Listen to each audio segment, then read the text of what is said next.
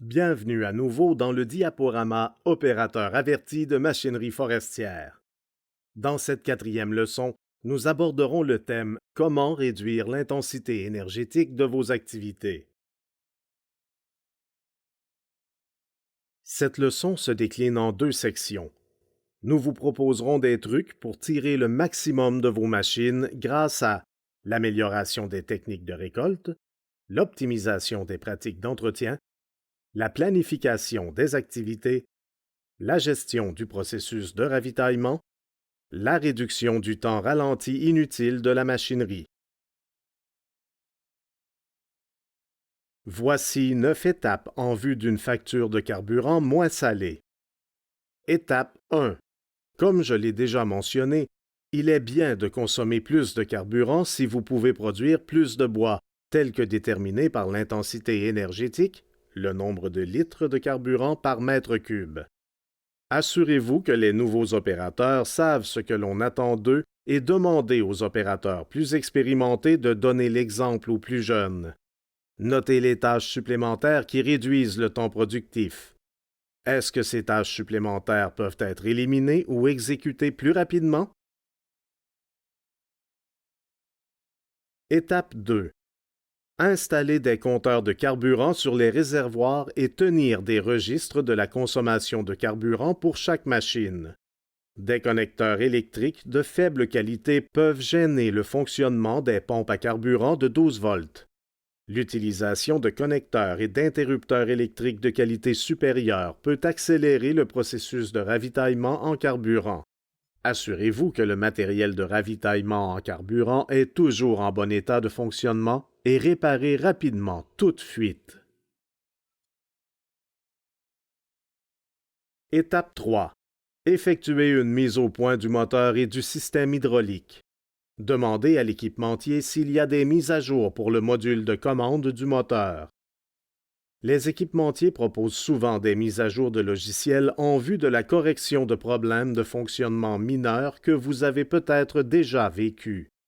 Qui plus est, vous devriez procéder à chaque année à un test de pression du système hydraulique, en opération et au ralenti, et vous assurer que les régulateurs détecteurs de charge du système hydraulique fonctionnent correctement.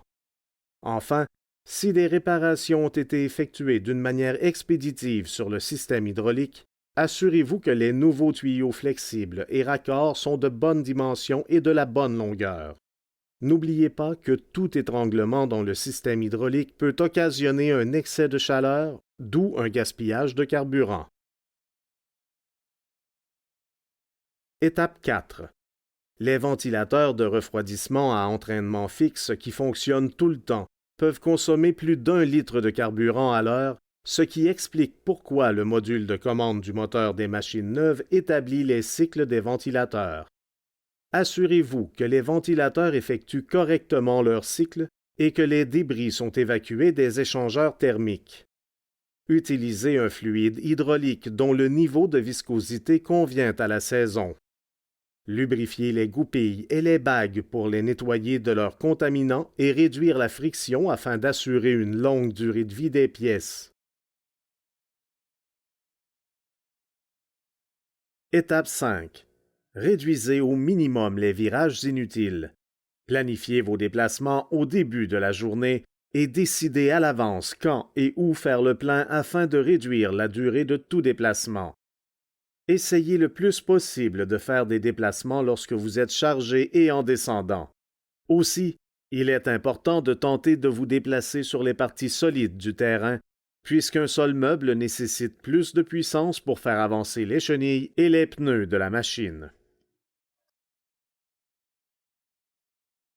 Savez-vous combien de carburant votre machine consomme lors de ses déplacements?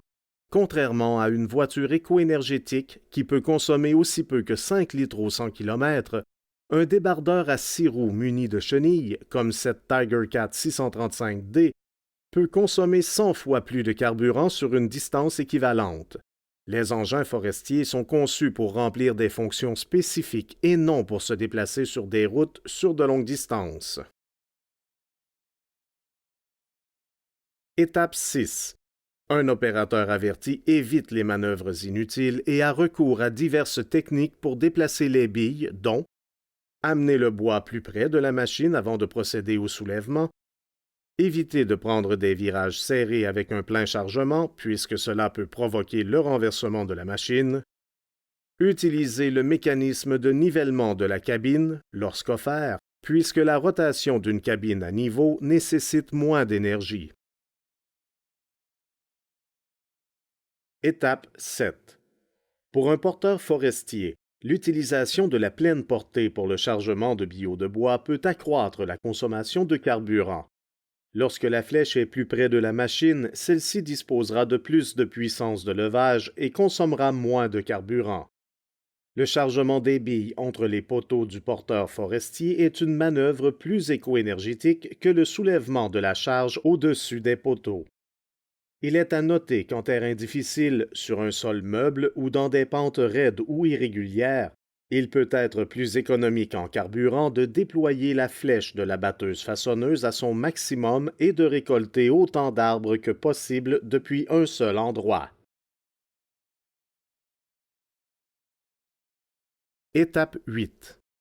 L'éclairage ADEL a été largement adopté dans la fabrication de machines forestières neuves. Les phares ADEL sont moins énergivores et plus résistants aux vibrations, ce qui leur procure une plus longue durée de vie utile. Songez à modifier les machines de modèles plus anciens en les équipant de ces phares. Si cela s'avère impossible, éteignez les phares lorsque vous n'en avez pas besoin. Vous réaliserez alors des économies de carburant. Étape 9.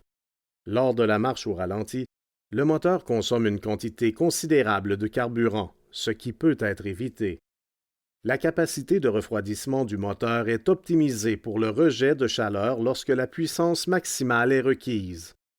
La marche au ralenti prolongée du moteur, soit pendant une demi-heure et plus, peut provoquer un refroidissement excessif, occasionnant plus d'usure que lorsque le moteur est en marche.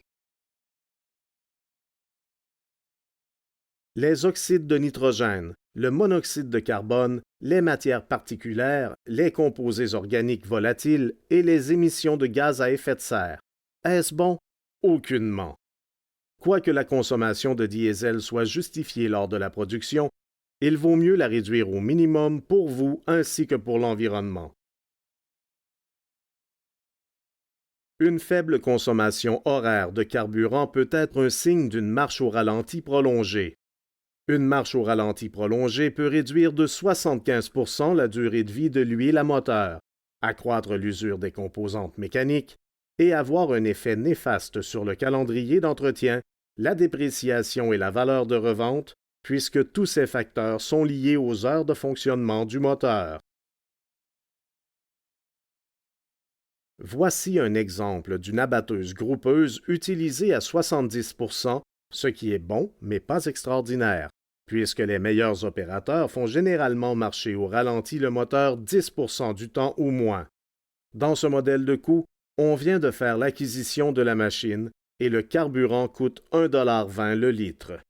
Le moteur de la machine tourne au ralenti 30% du temps. À combien se chiffre le coût de la marche au ralenti durant cette période sur une période d'un an? Près de 73 000 $. Cet argent aurait pu être utilisé à meilleur escient pour la production de billes. Bref, voici les 9 étapes pour réduire la facture de carburant. 1. Maximiser la productivité de l'équipement. 2. Promouvoir une philosophie d'efficacité énergétique. 3. Voir à l'entretien de votre équipement, et ce, conformément aux spécifications du fabricant. 4. Réduire l'accumulation de chaleur en effectuant un entretien complet du système hydraulique. 5. Planifier le travail de manière à réduire au minimum tout déplacement inutile de la machine. 6. Éviter les manœuvres saccadées. 7. Adopter des pratiques éco-énergétiques. 8. Utiliser les accessoires électriques au besoin seulement. 9. Éviter la marche au ralenti prolongée. Dans cette section, nous mettrons plein feu sur 4 des plus importants producteurs du secteur forestier. Le souci du détail peut rapporter gros. Voici les étapes pour tirer le maximum de votre abatteuse groupeuse. Gardez les dents bien affûtées et inspectez-les quotidiennement. Effectuez une rotation des dents au besoin. Des dents affûtées peuvent accroître de 15 % la productivité et réduire de 13 % l'intensité énergétique. Les dents affûtées ont pour effet de réduire les bris à la souche et permettent d'éviter que la façonneuse ait à effectuer une coupe de nettoyage depuis le gros bout, ce qui peut rendre la phase de transformation plus productive. Arrêtez la scie durant les longues distances à parcourir. Si les fonctions hydrauliques de la machine ne répondent pas rapidement, faites-les réparer. Une mise au point de l'hydraulique peut réduire la consommation de carburant, accroître la productivité et réduire l'intensité énergétique de 20 %. Même si des réparations peuvent sembler coûteuses, elles se rentabilisent rapidement pour cette catégorie de machines, soit celle qui est la plus productive. Voici quelques suggestions pour tirer le maximum de votre débardeur à pince. Le fait de transporter la charge dans les airs peut réduire l'effet de traînée et procurer une stabilité pour la machine. Gardez les chaînes serrées et gonflez correctement les pneus.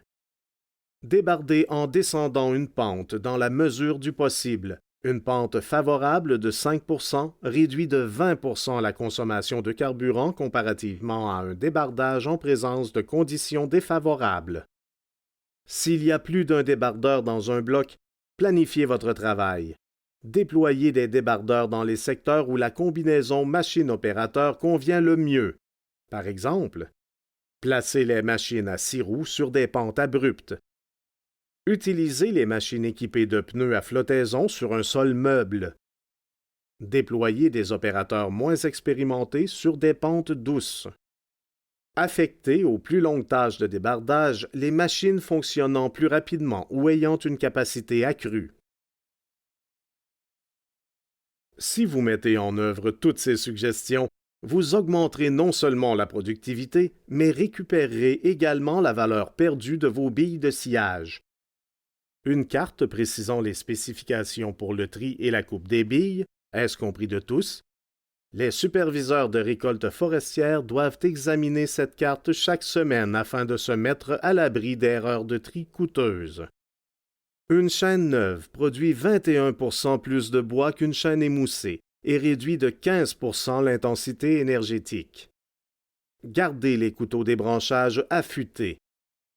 Ne déployez pas la scie au-delà de la tige que vous êtes en train de tronçonner. Vous ne ferez que gaspiller du temps. Réduisez la pression exercée sur les couteaux durant les branchages en vue d'une réduction de la friction, mais tout en maintenant la qualité. S'il existe un juste équilibre entre la pression du couteau et le tranchant, les couteaux ne peuvent jamais être trop affûtés. Pour les opérateurs qui ne sont pas encore habitués, utilisez le mode économie pour ralentir la machine et économiser du carburant. Bref, des dents bien affûtées pour une abatteuse groupeuse, un débardage bien planifié et une qualité d'empilement sont grandement bénéfiques lors de la phase de transformation. Organisez une réunion de production du matin pour les opérateurs en vue d'améliorer le procédé, et ce, de la souche jusqu'en bordure du chemin. Voici des pratiques exemplaires suggérées pour tirer le maximum de votre excavatrice ou chargeuse forestière. Pour les charges de travail modestes, songez au mode économie, puisque cela peut réduire la puissance fournie et la réponse hydraulique pour ainsi réduire de 20 % la consommation de carburant. Le fonctionnement en mode hydraulique convient le mieux aux tâches de soulèvement de charges lourdes et à cycle de service élevé, tels que les travaux d'excavation à répétition. Ou encore, faites rouler la chargeuse plus vite lorsque plus d'un camion attend d'être chargé. Utilisez des minuteries d'arrêt automatique pour les machines utilisées occasionnellement. Dans cette leçon, nous avons abordé plusieurs façons de réduire la consommation de carburant et d'accroître la production tout en améliorant la qualité des billes. Prenez maintenant un petit moment pour prendre en note les choses que vous pourriez mieux faire. Je vous invite à vous joindre à moi lors de la prochaine et dernière leçon. Nous aborderons les cycles de remplacement des machines et établirons les spécifications de l'équipement lors de nouveaux achats de machines.